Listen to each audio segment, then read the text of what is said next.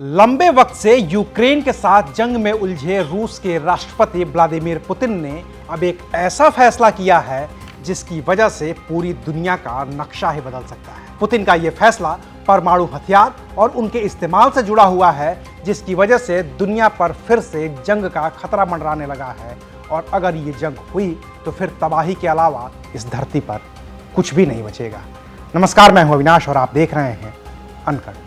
अपने जिद की वजह से यूक्रेन के खिलाफ जंग लड़ रहे व्लादिमीर पुतिन ने एक और जिद पाल ली है। जिद इस बात की कि अगर दुनिया का कोई भी देश, चाहे उसके पास न्यूक्लियर हथियार हो या न हो, अगर वो रूस के खिलाफ बैलिस्टिक मिसाइल भी लॉन्च करता है तो रूस इसे अपने खिलाफ जंग का ऐलान समझेगा और उसका जवाब वो न्यूक्लियर हथियार के जरिए ही देगा। अब भले ही यह फैसला देखने में यूक्रेन के ही खिलाफ लग रहा हो, लेकिन अगर पुतिन इस फैसले पर कायम रह गए तो फिर ये दुनिया के लिए बड़ा खतरा है। दरअसल यूक्रेन के खिलाफ जंग में उलझा रूस न तो यूक्रेन से जीत पा रहा है और न ही यूक्रेन रूस को हरा पा रहा है।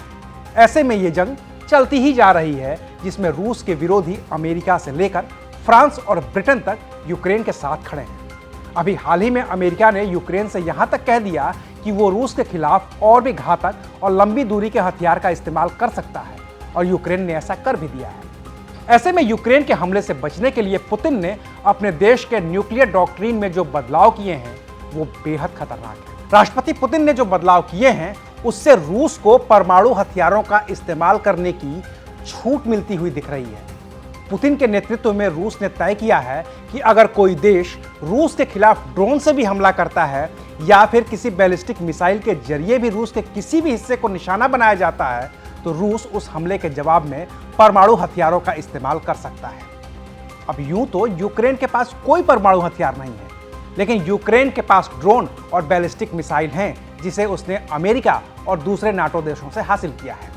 अब अगर यूक्रेन ऐसे किसी भी हथियार का इस्तेमाल करता है तो फिर पुतिन की जिद के आगे मजबूर रूस की सेना परमाणु हथियार भी चला सकती है, जिसका मतलब सिर्फ और सिर्फ तबाही है। हालांकि पुतिन और रूस के इस फैसले को यूक्रेन के खिलाफ महज चेतावनी के तौर पर ही देखा जा रहा है, लेकिन पुतिन की जिस तरह की जिद रही है और जैसा उनका इतिहास रहा है, उससे आशंका इस बात की है कि अगर यूक्रेन का एक भी ड्रोन या मिसाइल हमला पुतिन को उकसा देगा और फिर परमाणु हथियारों का नियम बदल चुके पुतिन के इशारे पर रूस की सेना यूक्रेन के खिलाफ परमाणु हमला कर देगी, जिससे यूक्रेन का अस्तित्व ही खतरे में आ जाएगा। और अगर यूक्रेन का अस्तित्व खतरे में आता है तो फिर अगली लड़ाई नाटो देशों और रूस के बीच होगी, जिसमें एक तरफ अमेरिका, फ्रांस, जर्मनी और ब्रिटेन जैसे ताकतवर देश होंगे तो दूसरी ओर रूस, चीन, उत्तरी कोरिया जैसे देश होंगे।